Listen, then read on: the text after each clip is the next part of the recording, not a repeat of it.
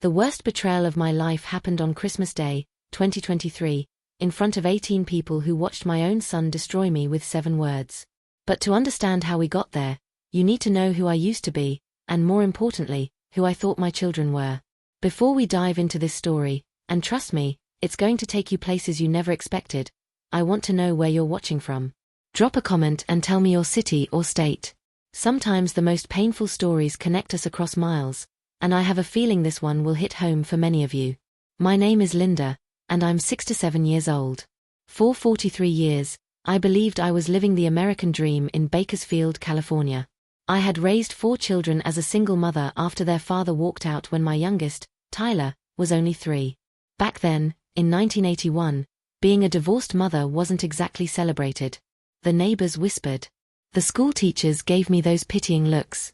But I didn't care because I had a mission: raise my kids to be good, decent people who would never abandon family the way their father had abandoned us. I worked 2 jobs for over 2 decades. Mornings at the county clerk's office, filing paperwork and processing marriage licenses. Oh, the irony of that job wasn't lost on me. Evenings and weekends, I cleaned office buildings downtown. My hands were raw from industrial soap, my back ached from bending over desks and vacuum cleaners, but every paycheck went towards something for my kids. Soccer cleats for Jessica. Guitar lessons for Marcus. College prep classes for Andrea. And for Tyler, my baby, anything his heart desired because he was the one who remembered the least about having a father. If you've ever sacrificed everything for your children, only to watch them grow up and forget what you gave up, then you know the hollow feeling that started growing in my chest around 2015. It began small, like a pinprick. Andrea would cancel Sunday dinners last minute. Marcus would go months without calling. Jessica would only reach out when she needed babysitting for her twins. And Tyler, sweet, charming Tyler who I'd spoiled beyond reason. Tyler started treating my home like an ATM with a refrigerator attached. But I told myself this was normal. This was what happened when children became adults. They get busy with their own lives. They don't mean to hurt you. They love you, they're just preoccupied. The first crack in that delusion came in March of 2022. I had been diagnosed with high blood pressure and my doctor recommended I cut back on stress. At 65, after decades of working myself to the bone, I decided to semi-retire. I kept my morning job at the county office but gave up the cleaning work. For the first time in my adult life, I had evenings free. I thought my kids would be happy for me. I thought they'd want to spend more time together, maybe establish some new family traditions. Instead, what I got was Tyler showing up at my door at 10 o'clock on a Tuesday night, furious that I hadn't answered his third call that day. He needed $800 for car repairs, and he needed it immediately. Not next week when I got paid. Not after I had a chance to look at my budget. Right then. When I explained that I couldn't just pull that kind of money out of thin air anymore, that my reduced income meant I had to be more careful, he exploded. The words he used that night were a preview of what was coming. He called me selfish. Said I had always put my own needs first. Accused me of lying about my finances because, in his words, I had always found money for them before, so why was I being difficult now? I gave him the money. I took it out of my small emergency fund, the one I'd been building for the first time in my life. As he left that night, he didn't say thank you. He didn't apologize for yelling. He just said he'd pay me back soon, which we both knew was a lie. That night, lying in my bed staring at the ceiling, I felt something shift inside me. The unconditional love I'd carried for my children since the day they were born, it didn't disappear, but it changed. For the first time, I started to wonder if I had failed them. Not by giving too little, but by giving too much. The pattern accelerated over the next year. Jessica needed money for her mortgage when her husband got laid off. Marcus needed help with his credit card debt. Andrea's daughter needed private tutoring, and could I cover it just this once? And Tyler needed something every month. Rent, utilities, groceries, gas money, insurance payments. He was 25 years old with a college degree I'd helped pay for, but he lived like a teenager whose mother would always swoop in to fix everything. The requests always came with the same emotional manipulation. They'd start with how much they loved me, how grateful they were for everything I'd done. Then came the crisis, always urgent, always temporary, always my responsibility to solve. And if I hesitated for even a moment, if I asked questions about their spending or suggested alternatives, the guilt trips began. Jessica would remind me how she'd given me grandchildren and how she just needed a little support during a rough patch. Marcus would get quiet and distant, making me feel like I was losing him all over again. Andrea would turn cold and formal, suddenly too busy to chat during our weekly phone calls. And Tyler would get angry, accusing me of changing, of becoming bitter and selfish in my old age. By Christmas of 2022, I had drained my emergency fund completely. I was living paycheck to paycheck again, just like I had when they were children, but now I was nearly 70 years old with a body that hurt every morning and a heart that hurt every night. But still, I told myself this was temporary. They were all going through rough patches, and family helps family. That's what I had taught them, after all. That's what love looked like: sacrifice, support, always being there when they needed you. I was about to learn that love, real love, is supposed to flow both ways. And that sometimes, the people who claim to love you the most are the ones who will hurt you the deepest when you finally stop being useful to them. The setup for my Christmas disaster began in November 2023, when Tyler announced he was bringing his new girlfriend, Stephanie, to our annual family dinner. He'd been dating her for 3 months, and according to him, she was the one. She was educated, ambitious, and came from what he called a good family, code for wealthy. He wanted to make a good impression, he said. He wanted the dinner to be special. Special meant expensive. Tyler suggested we host it at a restaurant instead of my small house. When I explained that hosting 18 people at a restaurant would cost more than I made in a month, he looked genuinely confused. How could I not afford it? What did I spend my money on if not my family? That conversation, 2 months before the Christmas that would change everything, was when I realized my children had never seen me as a person. I was a role, a function, a source of unconditional support and financial backing. The idea that I had my own needs, my own limits, my own dreams, it literally didn't compute. But I said yes to hosting at my house, like I always did. I said yes to buying extra food, extra decorations, extra everything to make sure Tyler's girlfriend got the right impression of our family. I said yes to putting myself further into debt because that's what mothers do, right? What I didn't know was that Tyler had already been talking to Stephanie about our family. About me. He'd been preparing her for what he saw as my shortcomings, my embarrassing lack of sophistication, my small house and simple lifestyle. He'd been apologizing for me before she even met me. And I definitely didn't know that my other children had been having conversations about me too. Conversations about how I'd been acting differently lately, how I'd become less generous, less accommodating. They'd been building a case against me without my knowledge, and Christmas Day 2023 was when they decided to present their verdict. If you've made it this far into my story, I hope you'll consider subscribing. Sometimes we need to hear about other people's pain to understand we're not alone in ours. And trust me, we're just getting started. December rolled around with the kind of cold that seeps into your bones and stays there. In Bakersfield, that's saying something. We're not used to real winter, but that year felt different. Everything felt different, actually, like the whole world was holding its breath before something terrible happened. I threw myself into Christmas preparations the way I always did, but this time there was a desperation to it that I couldn't shake. Maybe it was because Tyler had made such a big deal about impressing Stephanie. Maybe it was because I could feel the distance growing between me and my children, and I thought one perfect family gathering could bridge that gap. Or maybe, deep down, I knew this would be my last chance to feel like the mother I used to be. I spent money I didn't have on groceries. Prime rib instead of ham. Fresh flowers for the table.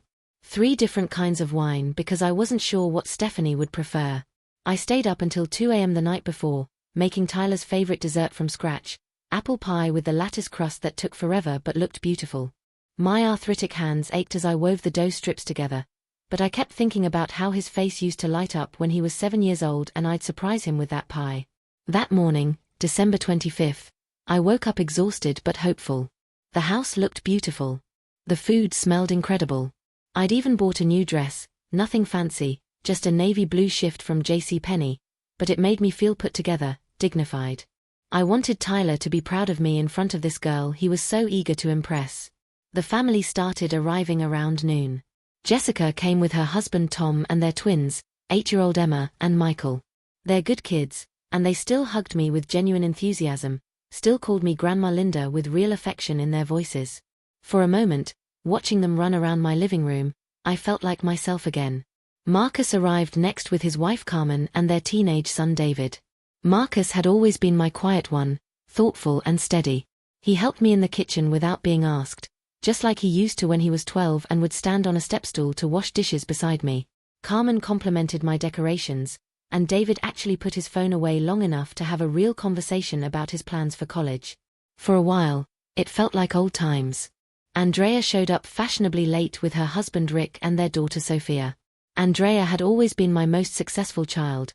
She worked in finance and lived in a beautiful house in a gated community. She was also the one who'd grown the most distant over the years, but that day she seemed relaxed, almost warm. She brought expensive wine and made a point of saying how good everything looked.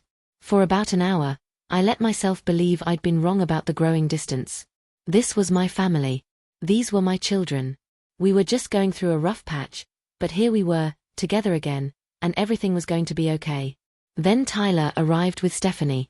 I opened the door to find my youngest son standing there with a woman who looked like she'd stepped out of a magazine.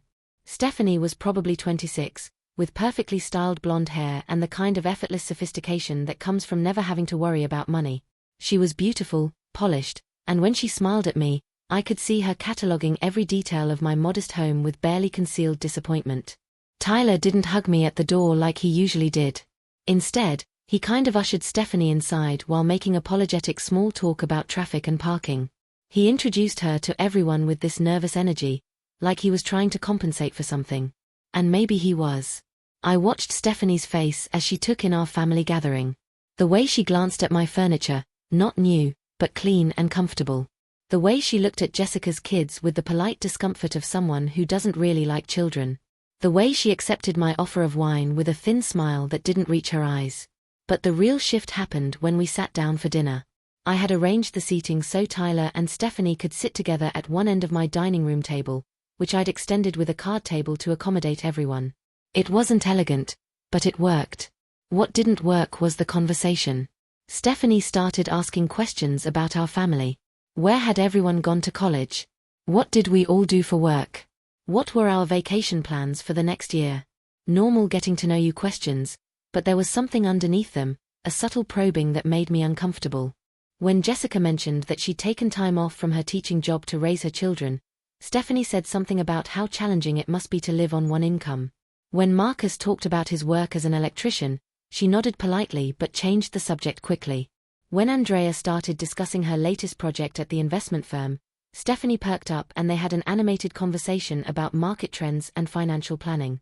And when the conversation turned to me, when Andrea mentioned that I'd semi-retired from my county job, Stephanie tilted her head with that sympathetic expression people get when they're about to say something condescending. She asked about my retirement plans, my hobbies, what I was doing to stay active in my golden years.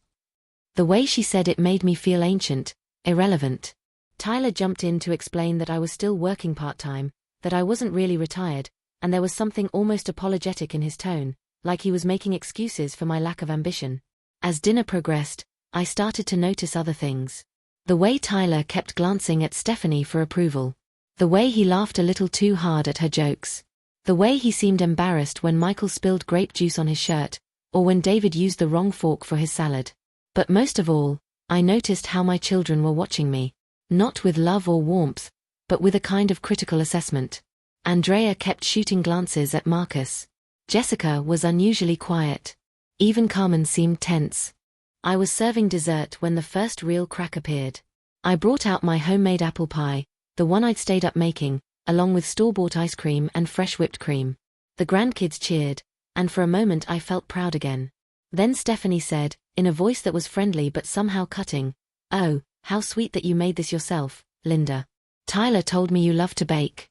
Though I have to admit, I'm trying to get him to cut back on sugar. We're both really focused on health and fitness right now."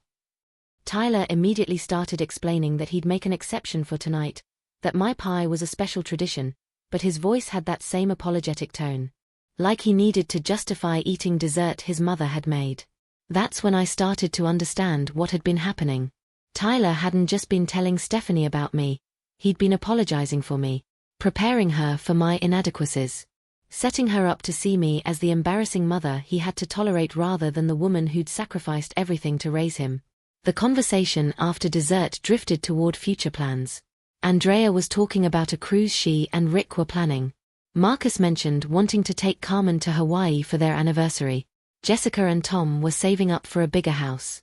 When someone asked about my plans, I mentioned that I was hoping to take a small trip somewhere, maybe see the Grand Canyon. I'd never traveled much, and I thought retirement might give me that chance. The silence that followed was uncomfortable. Finally, Tyler cleared his throat and said, "Mom, you know you don't really have the money for that kind of thing right now." He said it gently, but there was something else there. Something that sounded almost like embarrassment. Like my small dreams were somehow humiliating to him. That's when Andrea chimed in. "Tyler's right, Mom. You've been pretty stressed about finances lately. Maybe you should focus on getting more stable before you start planning vacations." And Marcus, my quiet, steady Marcus, nodded in agreement. "We've all been a little worried about your spending." I sat there, looking around the table at my children, realizing they'd been discussing my finances behind my back. My spending. Like I was a teenager who couldn't manage money, rather than the woman who'd managed to feed, clothe, and educate all four of them on a secretary's salary. But the worst part wasn't what they said. It was how they said it. In front of Stephanie. Like I was a problem they all had to manage together. A burden they shared. Stephanie, to her credit, looked uncomfortable with the turn in conversation. But Tyler just nodded along, like this was a normal family discussion. Like it was perfectly appropriate to discuss my financial limitations in front of a stranger, on Christmas Day, in my own home. That night, after everyone had gone home and I was cleaning up the dishes alone, I found myself thinking about the look on Tyler's face during that conversation. Not concern for my well-being, but embarrassment at my circumstances. Like having a mother who couldn't afford to take vacations was somehow a reflection on him. I stood at my kitchen sink, washing the good china I only used for holidays, and felt something cold settle in my chest. My children didn't see me as a person with my own needs and dreams. They saw me as a function, a resource, and now that I was becoming a less reliable resource, they were discussing me like a problem to be solved. What I didn't know yet was that this was just the warm-up. The real humiliation, the moment that would crack open 43 years of unconditional love and reveal the ugly truth underneath, was still 11 months away. But seeds were being planted that Christmas. Seeds of resentment, disappointment, and a growing awareness that the family I'd sacrificed everything to create might not actually exist. At least not the way I thought it did. The months following that Christmas felt like waking up from a dream I didn't realize I'd been having. You know that feeling when you first open your eyes in the morning, when reality is still soft around the edges but starting to come into focus? That's what 2024 was like for me. A gradual, painful awakening to truths I'd been avoiding for years. By February, Tyler and Stephanie were engaged. He called me on a Tuesday evening to share the news, his voice bright with excitement as he told me about the romantic proposal, the expensive ring, the wedding plans they were already making. I congratulated him, of course. I told him how happy I was, how much I looked forward to welcoming Stephanie into our family. But even as I said the words, I felt a distance I'd never experienced before. He didn't ask if I wanted to be involved in the wedding planning. He didn't mention anything about my role in the ceremony. Instead, he talked about Stephanie's family, their connections, the kind of wedding they deserved. Apparently, her parents owned a successful chain of restaurants and had already offered to pay for everything. The wedding would be in wine country, at a venue that cost more per day than I made in 6 months. When I gently asked about the guest list, about whether our side of the family would fit into their vision, Tyler paused in that way people do when they're trying to figure out how to deliver bad news kindly. The venue had limited capacity, he explained. Stephanie's family was quite large, and they had a lot of friends and business associates to invite. Of course, immediate family would be there, me, Andrea, Marcus, Jessica, and their spouses and children. But we'd need to keep our plus ones to a minimum. I hung up from that call understanding something I'd been too naive to see before. I was being managed. Accommodated. Made to fit into a life where I was an obligation rather than a joy. The wedding planning process over the next few months was a masterclass in polite exclusion. Stephanie would call occasionally to update me on their progress, always friendly, always including little comments about how much Tyler loved me, how important family was to both of them. But I was never asked for input. Never consulted about traditions I might want to include. Never treated like the groom's mother should be treated. When I mentioned to Tyler that I'd like to host an engagement party, he got that nervous tone again. Stephanie's parents were already planning something, he said. It would be awkward to have two parties. Maybe instead, I could contribute to the bachelor party costs. Marcus was organizing it, and they could use help with the expenses. Everything was about money. Every conversation, every interaction, every relationship in my family had been reduced to my financial utility. And now that my utility was limited, I was becoming increasingly irrelevant. But the real education came through my other children's behavior over those months. Jessica started calling less frequently, and when we did talk, she seemed distracted, eager to get off the phone. When I asked if everything was okay, she said she was fine, just busy with the kids and work. But I could hear something else in her voice, a distance that hadn't been there before. Marcus became even quieter than usual. Our weekly check-ins dwindled to monthly, then sporadic. When I'd call him, he was polite but brief. Yes, everything was fine. Yes, work was good. Yes, Carmen and David were well. No, he didn't need anything. No, there wasn't a good time to get together. Andrea stopped calling altogether. When I reached out to her, she was always in meetings or traveling for work or dealing with some crisis at home. She'd promised to call back later, and sometimes she did, weeks after I'd left the message, with a hurried conversation full of apologies about being so busy. By summer, I realized that my children were pulling away from me in a coordinated fashion.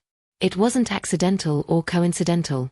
They were creating distance, and the only explanation that made sense was that they'd been talking about me, discussing my limitations, my neediness, my failure to live up to whatever standards they developed in their adult lives. The confirmation came in July, during what should have been a happy occasion. Jessica's twins were turning 9, and she was having a birthday party at a local park.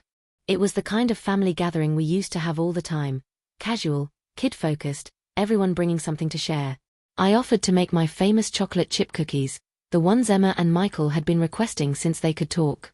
But when I arrived at the party, I could feel the tension immediately. My kids were all there with their families, but they were clustered together in a way that felt exclusive. When I approached with my cookies, their conversation stopped abruptly. They all smiled and greeted me warmly, but it felt performative, like they were acting the part of loving children for the benefit of the grandkids and other families at the park. Tyler and Stephanie were there too, and watching them interact with my other children was enlightening. Stephanie fit right in with their conversation about vacation plans and home renovations and career developments. She belonged in a way that made me feel like an outsider at my own grandchildren's birthday party. The moment that broke my heart happened when Emma came running up to me, excited to show me a picture she'd drawn at school. As I was admiring her artwork and telling her how talented she was, I heard Tyler say something to Jessica that made her laugh. When I looked over, they weren't even trying to hide the fact that they'd been talking about me. Stephanie noticed me watching and gave me one of her polite smiles, but there was something in her eyes, pity, maybe, or embarrassment. Like she felt sorry for Tyler, having to deal with a mother who was so obviously out of step with the family's evolving dynamics. That night, I sat in my kitchen with Emma's drawing taped to my refrigerator and forced myself to confront the truth I'd been avoiding. My children were ashamed of me. Not just Tyler, trying to impress his sophisticated fiancé, but all of them. Somewhere along the way, I'd become an embarrassment, too old, too simple, too financially struggling, too emotionally needy. The woman who had worked 2 jobs to pay for their education, who had sacrificed vacations and nice clothes and her own dreams to make sure they had everything they needed, who had been their cheerleader and safety net and biggest supporter. That woman was now a liability they were trying to minimize. August brought Tyler's bachelor party, which I helped fund as requested. September brought the wedding shower, hosted by Stephanie's friends at a country club I could never afford to join. October brought the rehearsal dinner, where I sat at a table with people I barely knew while my son gave a speech thanking everyone except the person who'd raised him alone. But it was during the wedding reception in November that I got my clearest glimpse into how my children really saw me. I was seated at what I later realized was the family obligation table, elderly aunts, divorced cousins, plus ones who didn't know anyone else. Andrea, Marcus, and Jessica were all at different tables, mixed in with Stephanie's family and friends, part of the celebration in a way I wasn't. During the dancing, I watched my children laughing and mingling with Stephanie's relatives, saw how comfortable they looked in that world of casual wealth and effortless sophistication. When Tyler danced with his new mother-in-law, the joy on his face was pure and unguarded in a way I hadn't seen directed toward me in years. Later, when he danced with me for the traditional mother-son dance, he was kind but distant. Going through the motions. Fulfilling an obligation. As we swayed to a song I didn't recognize, he made polite conversation about how beautiful the wedding was, how happy Stephanie made him, how grateful he was that everyone could be there. But he didn't thank me for the sacrifices I'd made to help raise him. He didn't acknowledge the years I'd worked evenings and weekends to pay for his guitar lessons, his college prep courses, his car insurance. He didn't mention the countless times I'd bailed him out of financial trouble or emotional crisis. In that moment, dancing with my youngest child at his wedding, I understood that he'd written a different story of his childhood than the one I remembered. In his version, I wasn't the heroic single mother who'd overcome incredible obstacles to give him opportunities. I was just the woman who'd done what she was supposed to do, and not particularly well. The breaking point was still a month away, but standing there in that elegant ballroom, surrounded by people who saw me as an afterthought in my own son's life, I felt something crack inside my chest. It was the sound of unconditional love finally reaching its limits. If you've ever felt invisible in your own family, if you've ever realized that the people you'd die for wouldn't cross the street for you, then you know the hollow ache that settled in my bones that night. And if you're still listening to this story, if something about it is resonating with you, I hope you'll take a moment to subscribe. Sometimes we need to hear about other people's pain to make sense of our own. The worst was yet to come, but for the first time in my life, I was starting to get angry. And that anger was going to save me.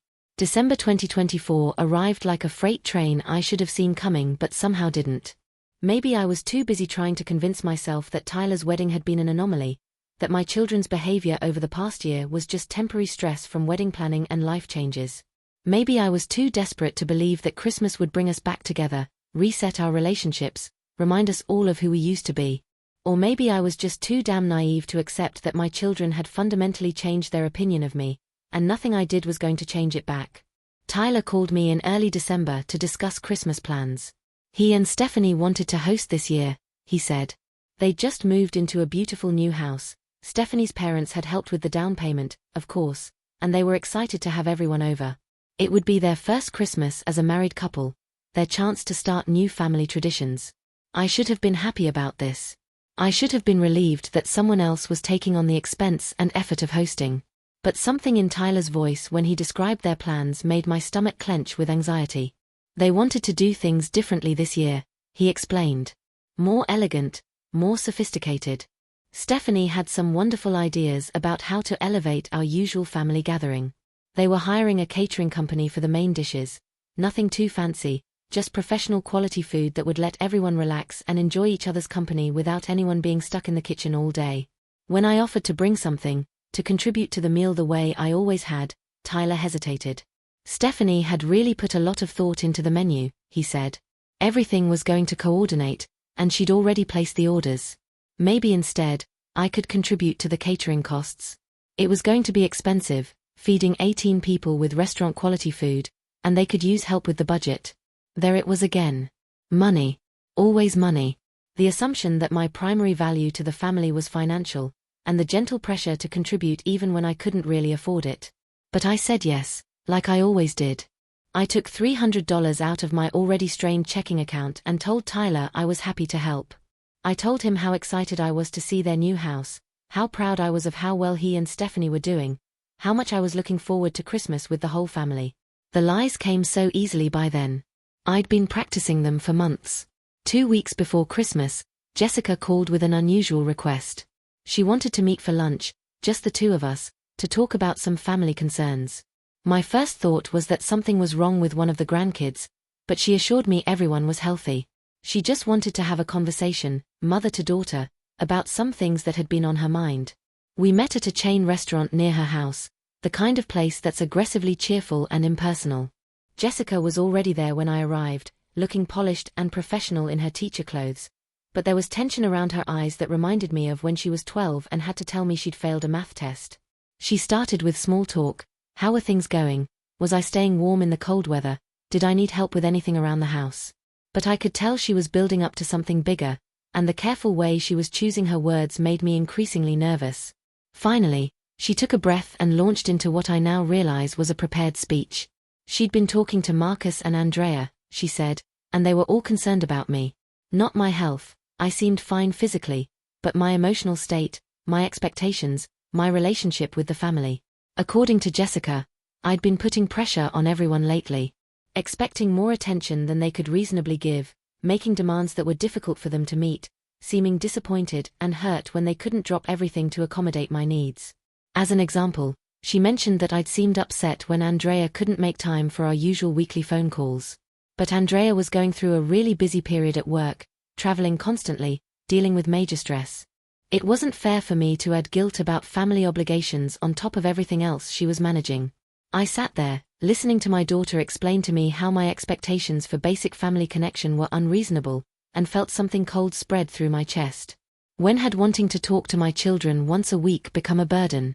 When had expecting to be included in family decisions become selfish pressure? But Jessica wasn't finished. She wanted to talk about money too.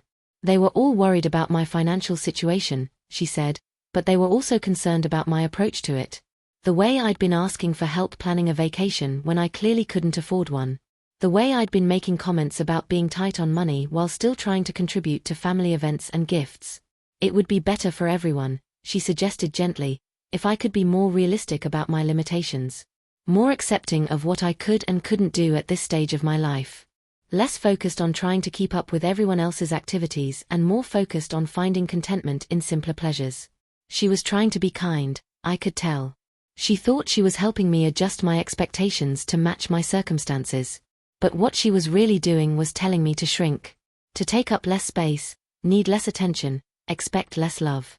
To accept my diminished role in the family and stop making everyone uncomfortable by wanting more. The lunch ended with Jessica hugging me and telling me how much she loved me, how much they all loved me, and how they just wanted me to be happy. But her version of my happiness required me to disappear quietly into the background of their lives. That conversation haunted me for days. I kept replaying Jessica's words, trying to understand how I'd become the problem in relationships I'd spent 43 years nurturing. When had caring about my children become suffocating them? When had wanting to be part of their lives become selfish and demanding?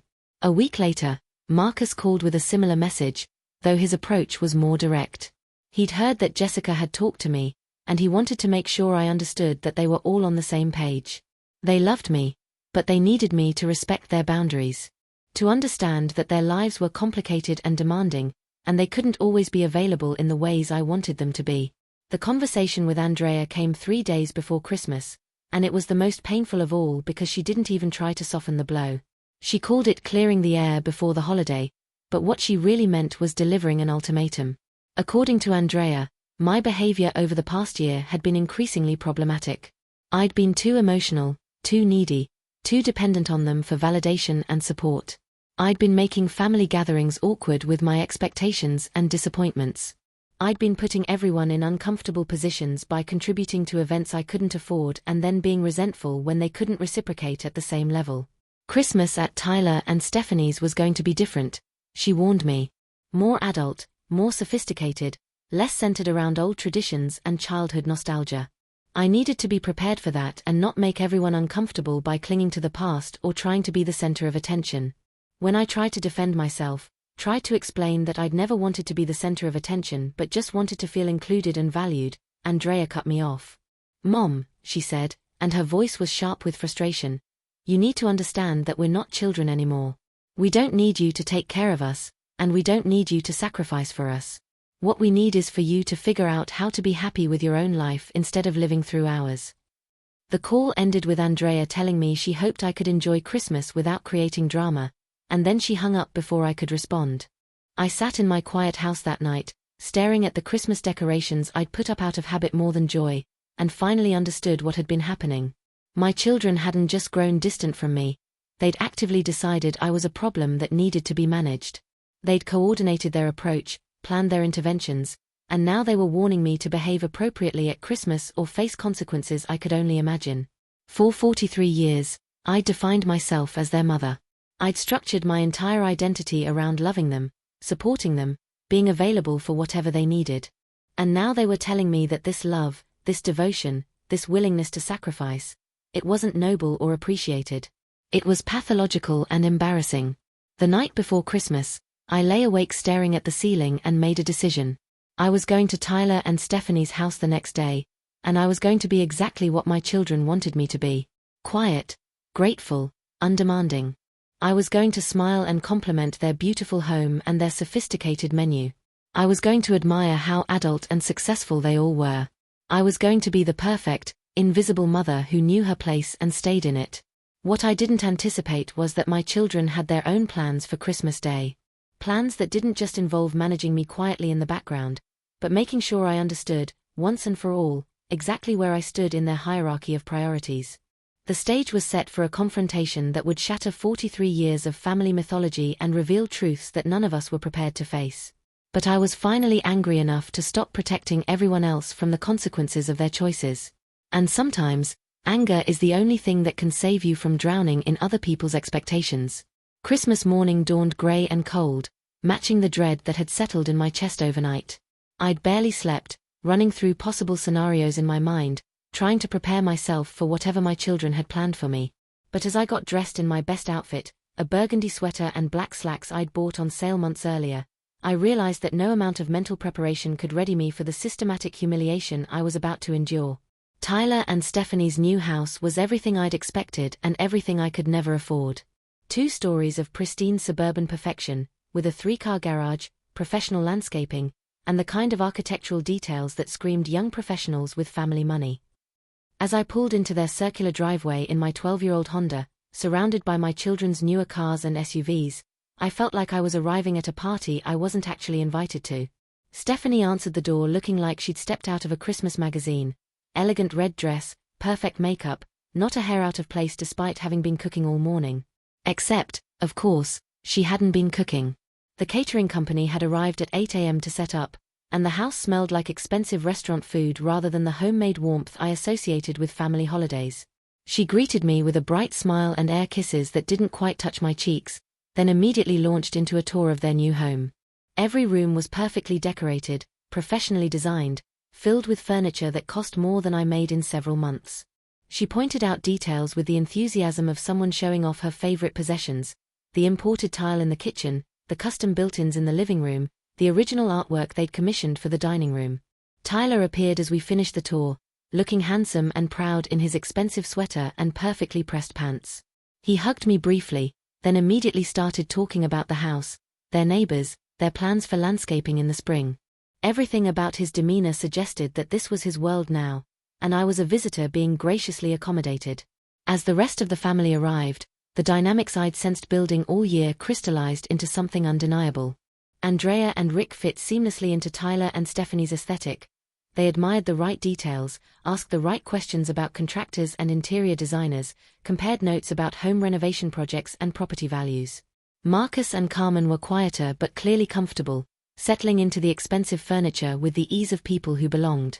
Even Jessica and Tom seemed relaxed in a way they never were at my house, like they could finally exhale and be their true selves without having to pretend my modest lifestyle was adequate. The grandchildren were the only ones who seemed out of place. Emma and Michael kept asking when we were going to play games or tell stories like we usually did. Sophia looked bored and kept checking her phone. David seemed uncomfortable, sitting stiffly on the pristine white couch like he was afraid of leaving marks. But the adults were in their element. As we gathered in the living room before dinner, conversation flowed around topics I couldn't contribute to: expensive vacations, home improvement projects, investment strategies, private schools for the grandchildren. When I tried to join in, to share something about my work or my neighborhood or my small daily experiences, the conversation would pause politely before moving on to more sophisticated subjects.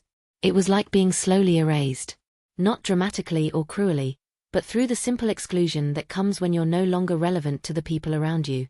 Dinner was served on china I recognized from Stephanie's wedding registry, the kind that cost more per plate than I usually spent on groceries in a week. The food was undeniably delicious, professionally prepared and beautifully presented. But it felt cold somehow, impersonal, like we were eating at an expensive restaurant rather than sharing a family meal. The conversation during dinner was when I started to understand that this wasn't just about showing off their new house. My children were making a statement, demonstrating a lifestyle I couldn't match and values I apparently didn't share. They talked about their ambitious career goals, their investment portfolios, their children's elite extracurricular activities. When Tyler mentioned that he and Stephanie were already looking at vacation properties, potentially buying a cabin in Lake Tahoe, Andrea said it was a smart investment. Marcus nodded approvingly and mentioned that he and Carmen had been considering something similar. Jessica chimed in that she and Tom were hoping to take the twins to Europe next summer, their first international vacation.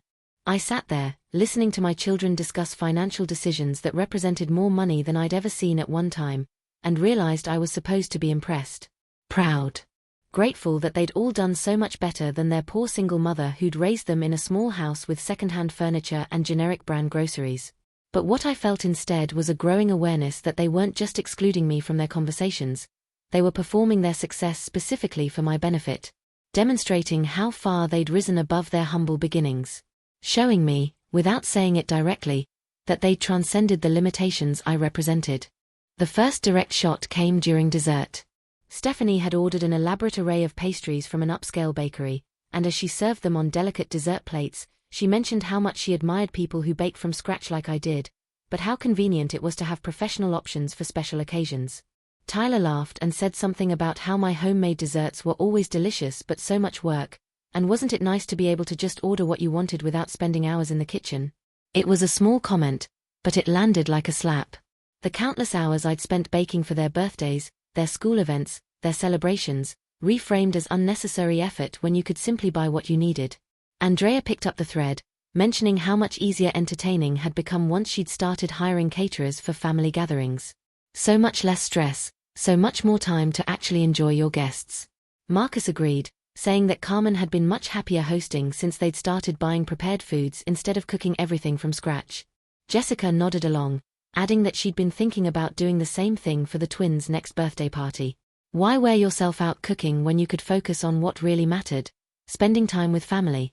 I sat there, listening to my children systematically dismiss every way I'd ever shown love for them, and felt something break loose inside my chest. Not just hurt, but rage. Pure, clean rage at the casual cruelty of people who'd forgotten where they came from and who had gotten them there. But I swallowed it down, smiled politely, and complimented Stephanie on her excellent choice of desserts. Because that's what I'd been trained to do for 43 years, absorb their criticism, minimize my own hurt, keep the peace at any cost. The conversation moved on to gift exchanges, and here too, I felt the gap between my world and theirs like a physical wound. They exchanged expensive presents, electronics, jewelry, gift certificates to high-end restaurants. When it came time for my gifts, the handmade scarves and thoughtful books I'd chosen with such care, the response was polite but lukewarm. Appreciative but not enthusiastic. Gracious but not genuinely pleased. Tyler opened the watch I'd saved for months to buy him and thanked me nicely, but I could see him calculating its value against the other gifts he'd received. It was a nice watch, but it wasn't a Rolex. It was thoughtful, but it wasn't impressive. After gift exchange, as we settled back in the living room, the conversation turned to future plans. Spring vacations, summer camps for the grandchildren, home renovation projects, career changes. Everyone had ambitious dreams and the resources to pursue them. When the conversation inevitably turned to me, when someone politely asked about my plans for the new year, I mentioned that I was hoping to take a small trip somewhere, maybe visit some national parks I'd never seen. The silence that followed was pregnant with the kind of discomfort that comes when someone mentions something everyone knows is impossible. Finally, Tyler cleared his throat and delivered the blow I now realize they'd all been building toward. "Mom," he said, his voice gentle but firm, "we've been meaning to talk to you about that. About your finances, I mean. We're all a little worried that you're not being realistic about what you can afford on your income." And there it was. The intervention they'd been planning, delivered in front of Stephanie, in front of the grandchildren, in their beautiful house that represented everything I'd never been able to provide. What came next was a coordinated assault disguised as loving concern, and it would lead directly to the moment that shattered our family forever. The word intervention suggests care, concern, love expressed through difficult honesty. But what happened next in Tyler and Stephanie's perfectly appointed living room was something else entirely. A coordinated humiliation designed to put me firmly in my place and make sure I understood the new hierarchy of our family relationships. Tyler started the assault with what he probably thought was gentle honesty. They'd all been talking, he said, and they were concerned about my financial decision-making. The vacation planning, the contributions to family events I couldn't afford, the general sense that I was living beyond my means and then feeling resentful when reality set in. "We love you, Mom," he said, leaning forward in his expensive leather chair, "but we think you need to be more realistic about your limitations." Andrea jumped in next, her voice taking on the patronizing tone she probably used with difficult clients at her investment firm. She'd been thinking that maybe I needed some help with budgeting, with understanding how to live within my means now that I was on a fixed income. She knew a financial advisor who worked with seniors, helping them adjust their expectations to match their resources. It's not about judgment, she said, glancing around at her siblings for support. It's about helping you find contentment with what you have instead of always reaching for things that are out of reach. Marcus, my quiet son who'd always been my ally, delivered perhaps the most devastating blow of all. He said he was worried that I'd become bitter in recent years, disappointed with my life and taking that disappointment out on the family. He'd noticed that I seemed unhappy when they couldn't spend as much time with me as I wanted, resentful when they couldn't include me in activities that were outside my budget range. Maybe, he suggested carefully, it would help if you found some friends your own age, some activities that didn't depend on us. Like senior center programs or church groups. Places where you could connect with people who are in similar situations. Jessica delivered the final preparatory blow, the one designed to make sure I understood that my children were unified in this assessment. She was worried about my emotional dependence on the family, she said. The way I seemed to need constant validation and attention, the way I interpreted normal adult independence as rejection or abandonment. We're all busy with our own lives, she said, echoing almost exactly what Andrea had said during our lunch conversation. We can't be responsible for your happiness, Mom. That has to come from you. As I sat there, listening to my 4 children systematically dismantle my sense of self-worth, I became aware that the grandchildren were listening too. Emma and Michael, sitting on the floor playing with their new toys, were old enough to understand that Grandma Linda was being criticized for wanting too much, expecting too much, being too much. But the cruelest part wasn't the criticism itself, it was the setting they'd chosen for it. Here in this beautiful house that represented everything I'd never been able to give them, surrounded by expensive furniture and catered food and evidence of the sophisticated life they'd built without me, my children were explaining why I needed to shrink my expectations to match my diminished circumstances. Stephanie, to her credit, looked increasingly uncomfortable as the conversation progressed. Whatever she'd expected from this family gathering, it probably wasn't watching her new in-laws gang up on their mother on Christmas Day. She kept glancing at Tyler with an expression that suggested she was reassessing some things about the family she'd married into. But Tyler either didn't notice her discomfort or didn't care. He was building toward something, I could tell. This wasn't just about financial advice or emotional boundaries. This was about establishing new rules for how I was allowed to exist in their lives. The thing is, Mom, he continued, his voice taking on that patient tone adults use with difficult children, we need you to understand that things are different now. We're all adults with our own responsibilities and priorities.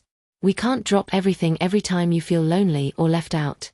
And we can't keep pretending that you can afford to participate in family activities that are beyond your budget. Andrea nodded approvingly. It would be healthier for everyone if you could adjust your expectations. Find happiness in simpler things. Stop trying to keep up with lifestyle choices that don't make sense for your situation. Marcus added his agreement. We love having you at family events, but only if you can be genuinely happy for us instead of resentful that you can't do the same things. And Jessica delivered the knockout punch. We need you to stop making us feel guilty for our success. Stop making us responsible for your disappointment with your own choices. That last comment hit me like a physical blow. My disappointment with my own choices. As if choosing to raise 4 children alone, to work 2 jobs to pay for their education, to sacrifice my own dreams and opportunities so they could have better lives, as if those were choices I should regret instead of sacrifices they should honor. I looked around that beautiful living room at my 4 successful, affluent, sophisticated children, and finally understood what this was really about. It wasn't about my financial limitations or emotional needs. It was about their embarrassment. About their discomfort with being reminded of where they came from and who had gotten them where they were. They'd worked so hard to transcend their humble beginnings, to build lives that looked nothing like the small, struggling household they'd grown up in. And here I was, a living reminder of that past, still expecting to be treated with the love and respect I'd earned through decades of sacrifice. I was an inconvenient truth in their carefully constructed narratives of self-made success. A problem that needed to be managed, minimized, trained to know my place in their new world order. The silence stretched as they waited for my response. For my capitulation, my agreement to accept their terms, My promise to be the grateful, undemanding mother who appreciated whatever scraps of attention they chose to throw my way. And in that silence, something shifted inside me. The anger I'd been swallowing for months, the hurt I'd been dismissing as my own oversensitivity, the growing awareness that I'd been systematically devalued by the people I loved most, it all crystallized into a moment of perfect clarity. I looked at Tyler, my youngest, the child I'd indulged and protected and bailed out more times than I could count, and saw a stranger. A man who'd invited me to his home on Christmas Day not to celebrate with me, but to put me in my place. I looked at my daughters and Marcus, children I'd raised to be kind and fair and loyal, and saw people who'd carefully planned this moment to maximum effect. Who'd chosen Christmas, in front of the grandchildren, in the most intimidating setting possible, to deliver their coordinated message of rejection. What I said next would change everything between us forever. But for the first time in decades, I didn't care about protecting their feelings or maintaining family peace or being the bigger person. I was done being managed. Done being grateful for crumbs. Done pretending that their success excused their cruelty. The explosion was coming, and they had no idea what they'd unleashed. The silence in that pristine living room stretched like a wire pulled tight, ready to snap. My 4 children sat there waiting for my response, my capitulation, my agreement to shrink myself down to fit their new vision of what I should be. Tyler leaned back in his leather chair with that satisfied expression people get when they've delivered difficult news with appropriate kindness. Andrea was checking her phone, probably already mentally moving on to more important matters. Marcus was studying his hands, uncomfortable but convinced they'd done the right thing. Jessica was watching the twins play, as if the conversation was already over. They all looked so certain, so unified in their assessment of my shortcomings and their generous offer to help me adjust to reality. They'd delivered their intervention with the confidence of people who knew they were being reasonable, mature, responsible adult children helping their aging mother face some hard truths. What they didn't expect was what happened next. I stood up. Not quickly, not dramatically. I simply rose from the expensive couch where they'd positioned me for maximum disadvantage and looked around at each of their faces. Stephanie, still uncomfortable but trying to stay neutral. The grandchildren, still playing but clearly sensing the tension in the room. My 4 children, waiting for my grateful acceptance of their generous guidance. You know, I said, my voice steady and calm in a way that surprised even me, I've been sitting here listening to all of you talk about my limitations, my unrealistic expectations, my emotional dependence, my need to adjust my lifestyle to match my diminished circumstances.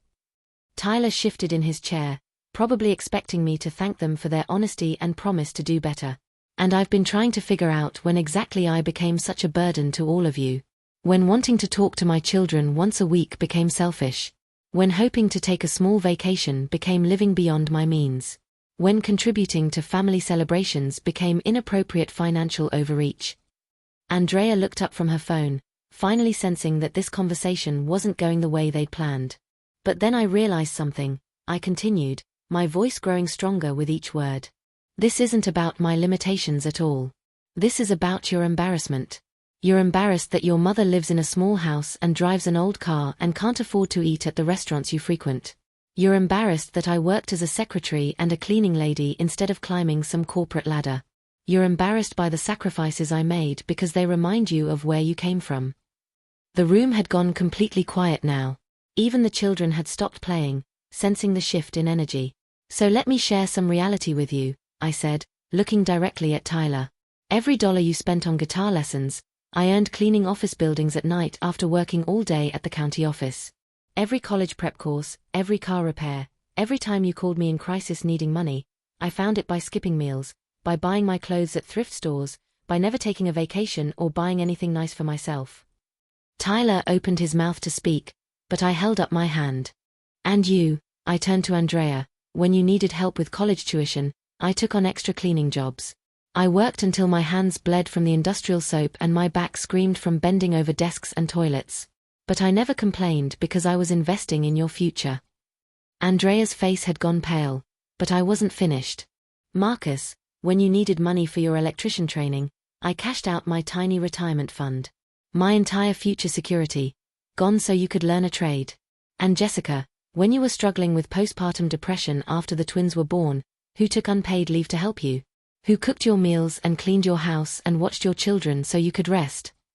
Jessica was staring at me now, her mouth slightly open. For 43 years, I have been the person you called when you needed money, support, childcare, a place to live, a shoulder to cry on, or someone to bail you out of whatever crisis you'd created. I have never once said no. I have never once made you feel guilty for asking. I have never once suggested that your problems were your own fault or that you needed to adjust your expectations to match your circumstances. The anger was flowing through me now like electricity, lighting up every nerve, every memory, every moment of swallowed hurt and dismissed need. But apparently, now that you're all successful and sophisticated and living in beautiful houses with perfect families, you've decided that I'm the problem. That my modest expectations, wanting to talk to my children, hoping to be included in family decisions, dreaming of taking one small vacation, are unreasonable and selfish. Tyler finally found his voice. Mom, we didn't mean. Oh, but you did mean it, I interrupted. You meant every word. You planned this. You coordinated your approach. You chose Christmas Day, in front of your new wife and my grandchildren, in this house that represents everything I could never afford, to make sure I understood exactly where I stand in your hierarchy of priorities. Stephanie was looking increasingly uncomfortable, and I noticed she was glancing between Tyler and me with something like recognition dawning in her eyes. But here's what you forgot, I continued, my voice rising slightly. Here's what you conveniently ignored while you were planning this little intervention. You forgot who made your success possible. You forgot who sacrificed their own dreams, their own security, their own happiness so that you could have opportunities one never had. I walked over to where Tyler was sitting, no longer looking confident, and looked down at him. You want to talk about unrealistic expectations? Let me tell you about unrealistic expectations. Expecting your mother to work 2 jobs for 20 years and never complain. Expecting her to give you everything you need while asking for nothing in return. Expecting her to celebrate your success while ignoring the fact that she made it possible. Expecting her to be grateful for whatever scraps of attention you choose to give her while you build lives that have no room for the woman who built you. The room was dead silent now. Even the children had stopped moving. So here's what's going to happen, I said, my voice calm again but carrying a steel that surprised everyone in the room, including me. Since you've all decided that I'm too needy, too demanding, too unrealistic in my expectations, I'm going to give you exactly what you want. I'm going to stop expecting anything from you. Anything at all. I looked around the room, meeting each of their eyes. No more weekly phone calls. No more invitations to family events you can't afford to include me in. No more emotional support when your marriages get difficult or your jobs get stressful or your children break your hearts. No more babysitting when you need a break. No more home-cooked meals when you're too tired to cook. No more financial help when unexpected expenses come up. Tyler was staring at me now with something like panic beginning to show in his eyes. And most importantly, I continued, no more phone calls asking for money. But it was what happened next that became the moment everyone would remember, the moment that would be replayed in family conversations for years to come.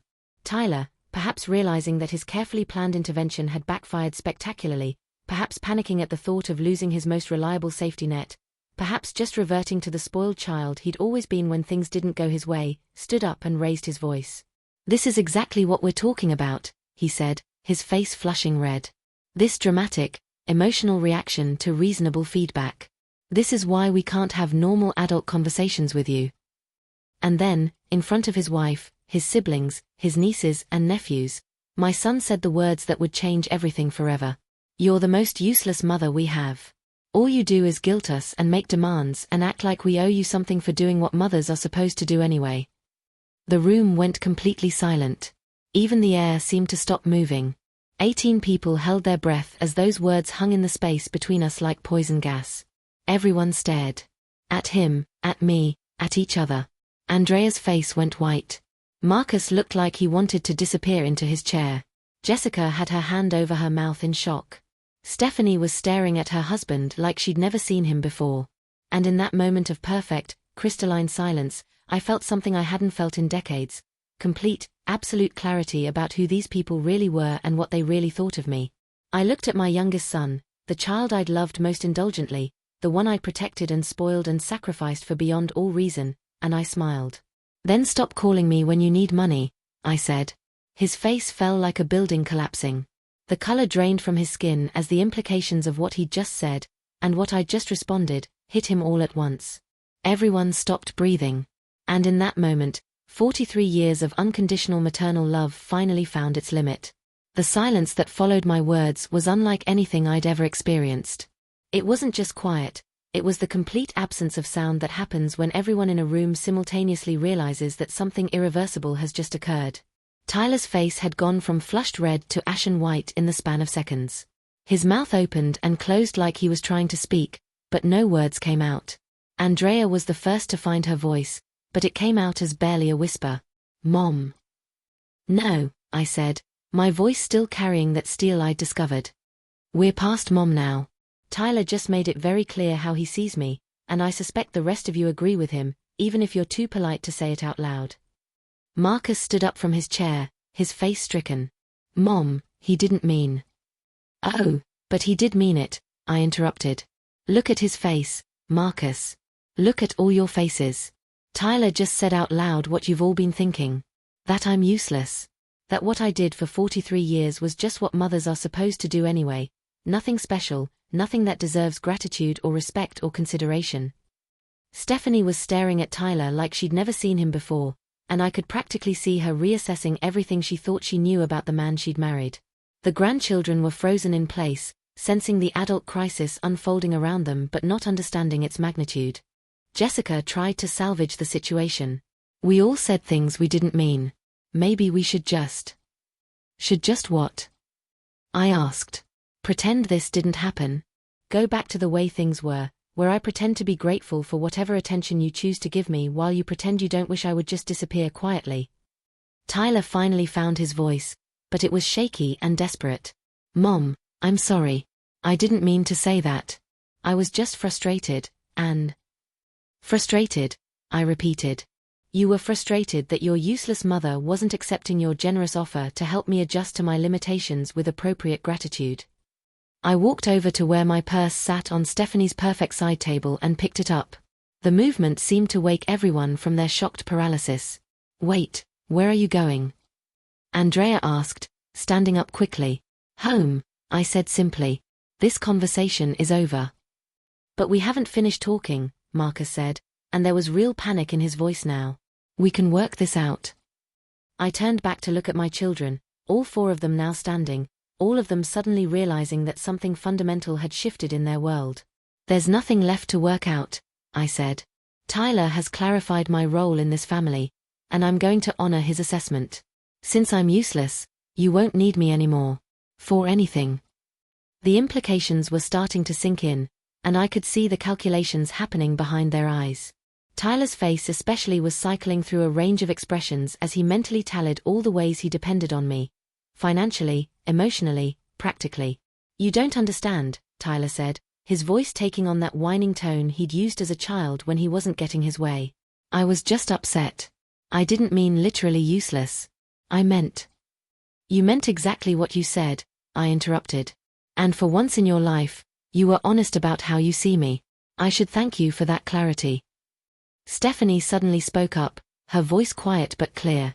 "Tyler, you need to apologize. Really apologize." He turned to her with surprise, as if he'd forgotten she was there.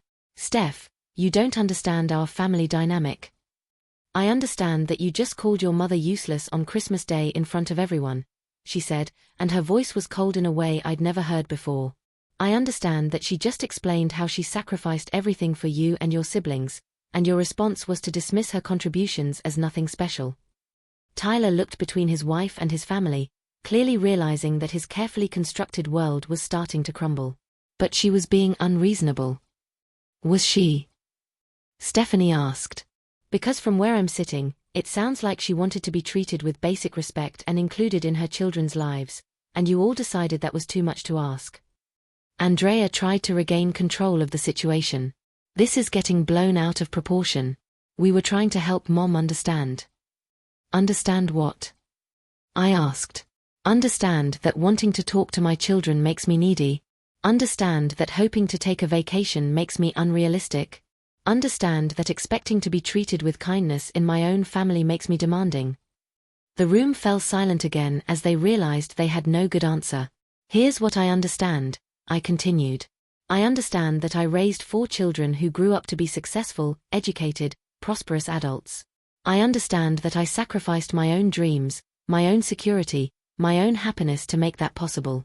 And I understand that instead of being grateful for those sacrifices, you're embarrassed by them." Jessica started crying then, quiet tears that she tried to wipe away discreetly. "We're not embarrassed by you. Aren't you?" I asked gently. "Then why did you choose this setting for your intervention? Why Tyler's beautiful new house instead of my small old one? Why in front of Stephanie, who you barely know? Why on Christmas Day, when you knew it would have maximum impact?" She couldn't answer, and neither could the others. "You wanted to make sure I understood my place in your new world order," I continued. "You wanted to demonstrate how far you've all risen above your humble beginnings and how inappropriate it is for me to expect to keep up. Well, mission accomplished." I headed toward the front door, and they all followed me like anxious children. "Mom, please don't leave like this," Marcus said.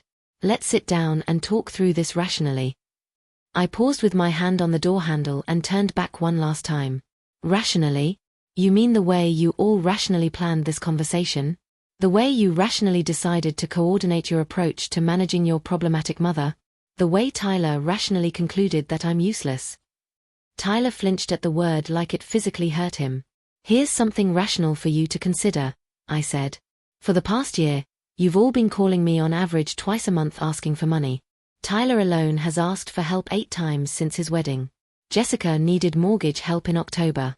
Marcus needed car repair money in September. Andrea borrowed money for Sophia's private tutoring just last month." Their faces went white as I tallied up their requests. "That's not including the babysitting, the holiday contributions, the birthday gifts, the emotional support during your various crises. But apparently, all of that is just what mothers are supposed to do anyway, so it doesn't count as useful." I opened the door and stepped into the cold December air. "From now on," I called back to them, "you can find out what it's like to have a mother who does exactly what she's supposed to do, and nothing more." As I drove away from that perfect house in my imperfect car, I caught a glimpse of them in my rearview mirror, all 4 of my adult children standing in their youngest brother's doorway, watching their safety net drive away and finally beginning to understand what they just lost.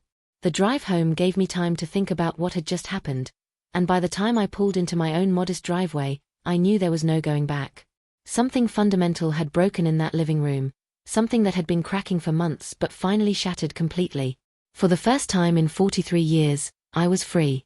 Free from their expectations, their needs, their casual dismissal of my worth. Free from the exhausting effort of trying to earn love from people who saw me as a convenience rather than a person. It was the most terrifying and exhilarating feeling of my life. The first week after Christmas was the quietest of my adult life.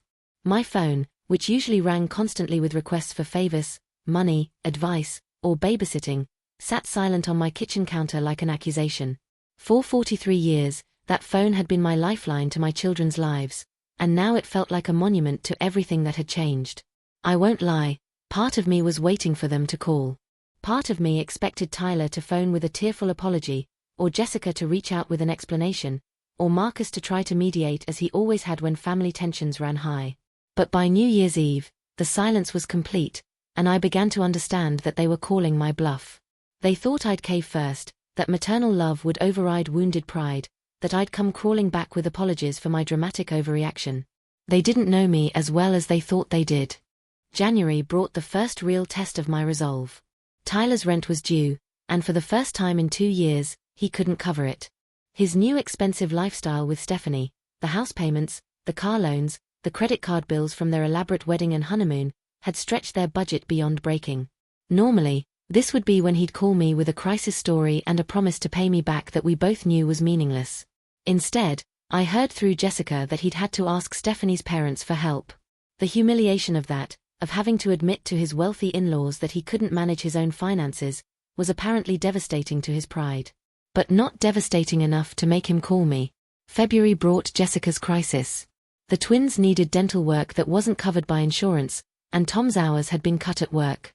She'd always been the most independent of my children, but even she had fallen into the habit of treating me like a backup bank account. I found out from Andrea that Jessica had to take out a credit card cash advance to cover the dental bills, something she'd never had to do when she could rely on Mom's emergency fund. March was Marcus's turn. His truck broke down, and the repair costs were more than he had available. Carmen was pregnant with their second child, and they were trying to save money for the baby. Normally, I would have been the first person he called, and I would have found the money somehow, even if it meant eating ramen noodles for a month. Instead, he had to borrow against his retirement account, something that would cost him penalties and years of compound interest. Each crisis I learned about secondhand was like a small victory and a small wound at the same time. Victory because they were finally learning the real cost of their casual dismissal of my worth. Wounds because I still loved them, despite everything, and it hurt to know they were struggling when I could have helped. But what surprised me most was how much I enjoyed my new freedom. For the first time since I'd become a mother at 24, I was living entirely for myself. I kept the money I would have given them and used it to join a gym, something I'd always wanted to do but never felt I could justify the expense. I bought books without checking the price first. I went to movies in the middle of the afternoon just because I felt like it. Most surprisingly, I started making friends. Real friends, not just the casual acquaintances I'd maintained while my entire emotional energy was focused on my children. At the gym, I met Carol, a retired teacher who'd also been widowed young and raised children alone. We started having coffee after our water aerobics classes, and for the first time in decades, I had conversations that weren't about my children's needs or problems. Through Carol, I met her book club, a group of women in their 60s and 70s who read everything from literary fiction to true crime and weren't afraid to voice strong opinions about any of it. They welcomed me with the easy acceptance of people who'd lived long enough to value genuine connection over superficial politeness. I also started volunteering at the animal shelter, something I'd always wanted to do but never had time for. Working with the abandoned dogs and cats, helping them find new families, gave me a sense of purpose I hadn't felt in years. The animals didn't care that I lived in a small house or drove an old car or couldn't afford expensive vacations. They just appreciated kindness, consistency, and genuine care. By spring, I was living a life that was fuller and more satisfying than any I'd had since my children were small. I was healthier, happier, and more connected to my community than I'd been in decades. The woman who defined herself entirely through her role as a mother was discovering that she was actually a complete person with interests, talents, and value that had nothing to do with what she could provide for her adult children.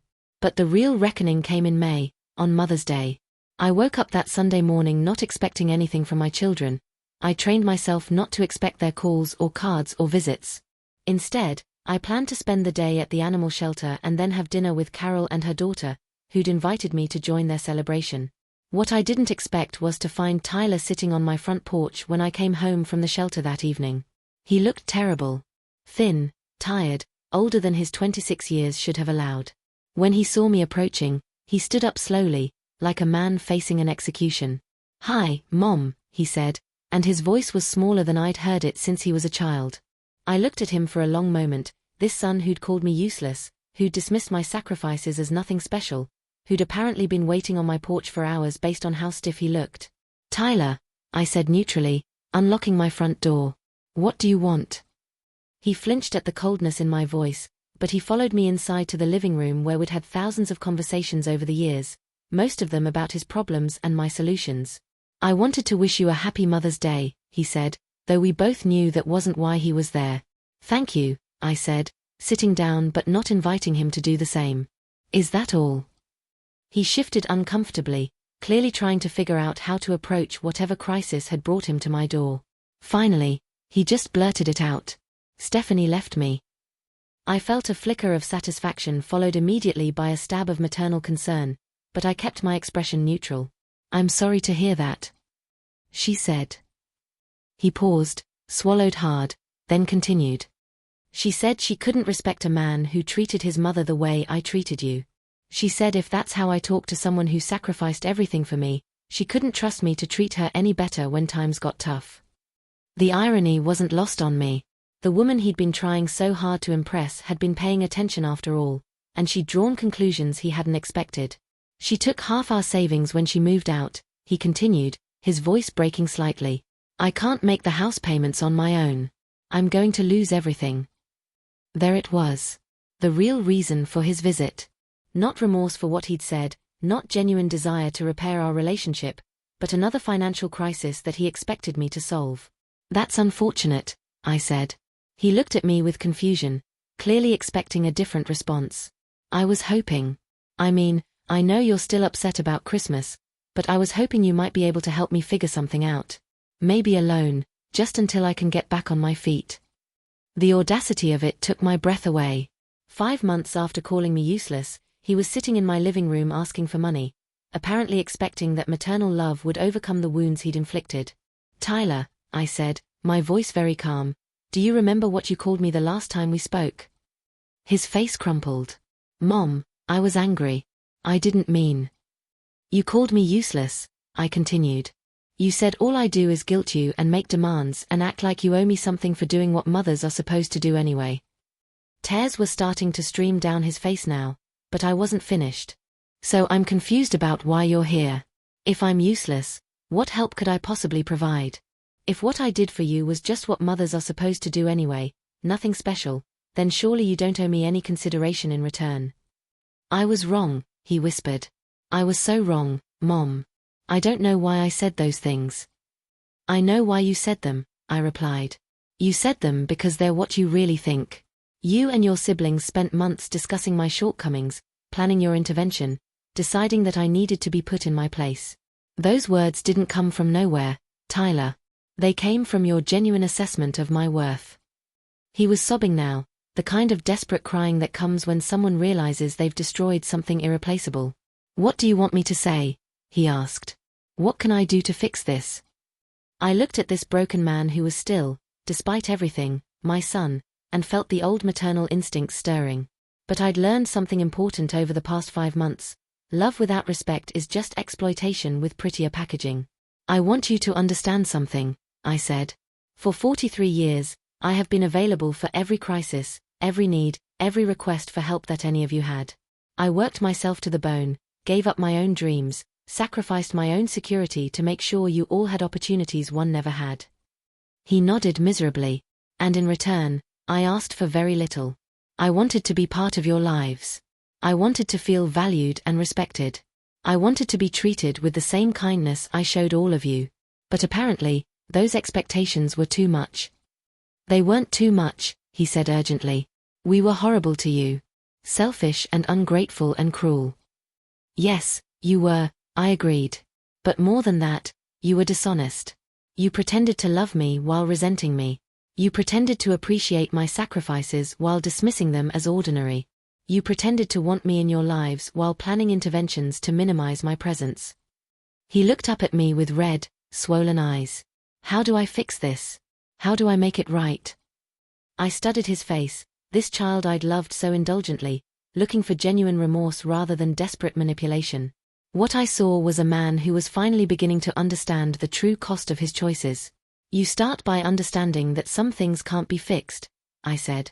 "Some words can't be taken back. Some relationships can't be restored to what they were." His face went white with panic.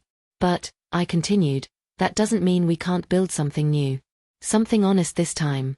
Something based on mutual respect instead of one-sided obligation." A flicker of hope appeared in his eyes. "Here's what's going to happen," I said. "You're going to go home and figure out your own problems. You're going to sell that house you can't afford and find somewhere within your means. You're going to learn to live without expecting someone else to bail you out every time life gets difficult." His face fell, but I wasn't finished. "And then, if you can do that, if you can prove that you value me as more than just a source of emergency funding, maybe we can start to rebuild some kind of relationship. A real one this time, based on who we actually are instead of who you need me to be." Tyler wiped his eyes and nodded slowly. "What about the others? Marcus and Andrea and Jessica?" "That's between me and them," I said. "You can't apologize for your siblings, and they can't apologize for you. Each of you has to decide for yourself whether having a relationship with me is worth treating me with genuine respect and kindness."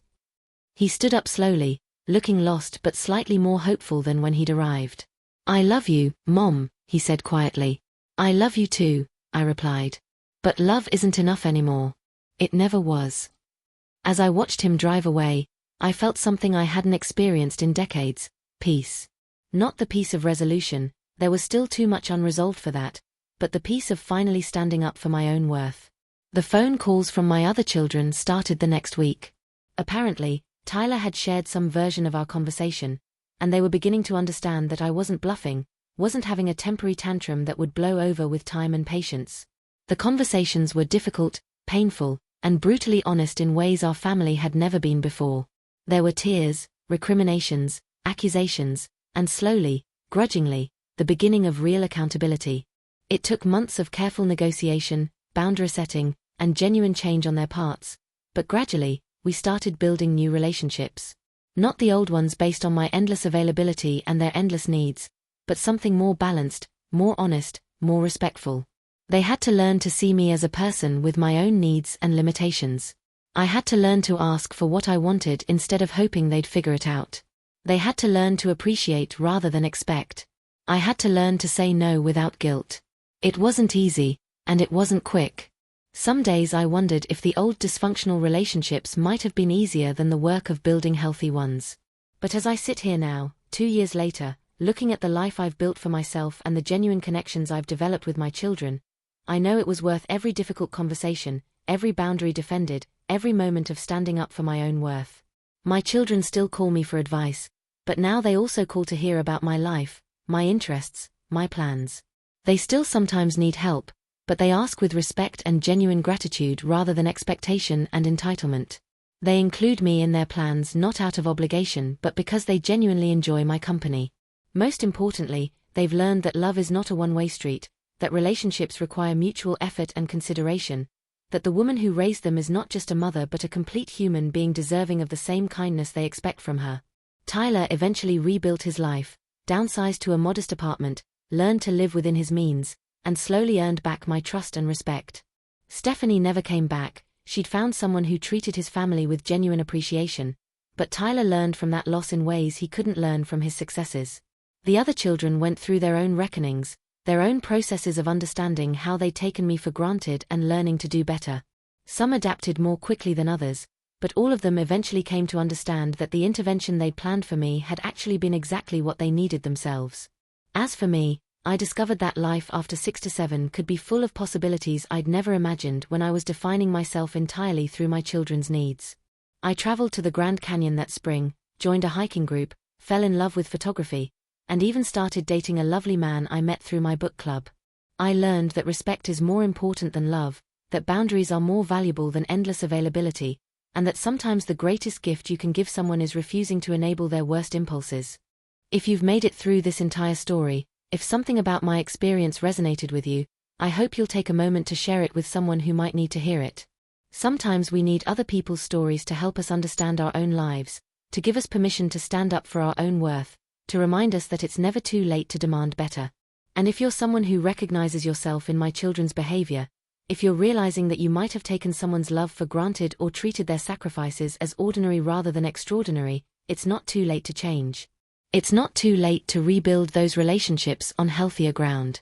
It's not too late to start treating the people who love you with the respect and appreciation they deserve. The holidays are different now. Quieter in some ways, but deeper. More honest. Less performative, more genuine. We gather not out of obligation but because we genuinely want to be together. We contribute not because it's expected but because we care about each other's happiness. And when my grandchildren ask me about family, about what it means to love people, I tell them that real love requires seeing people for who they are, not just what they can do for you. I tell them that respect and kindness are not optional extras but essential ingredients. I tell them that it's never too late to stand up for your own worth, and it's never too late to treat others with the appreciation they deserve. Sometimes the most loving thing you can do is refuse to accept less than you deserve. Sometimes the greatest gift you can give your children is teaching them that love without respect is just another form of cruelty. And sometimes, finding your voice at 6 to 7 is exactly the right time to start living authentically. Thank you for listening to my story. Thank you for staying with me through all the pain and anger and eventual healing. If it helped you in any way, if it gave you permission to expect better for yourself or inspired you to treat others with greater appreciation, then sharing it was worth every difficult moment. Take care of yourselves, and remember, you are worth more than what you can provide for others. You deserve to be seen, valued, and respected for who you are, not just what you do. And it's never too late to start demanding exactly that.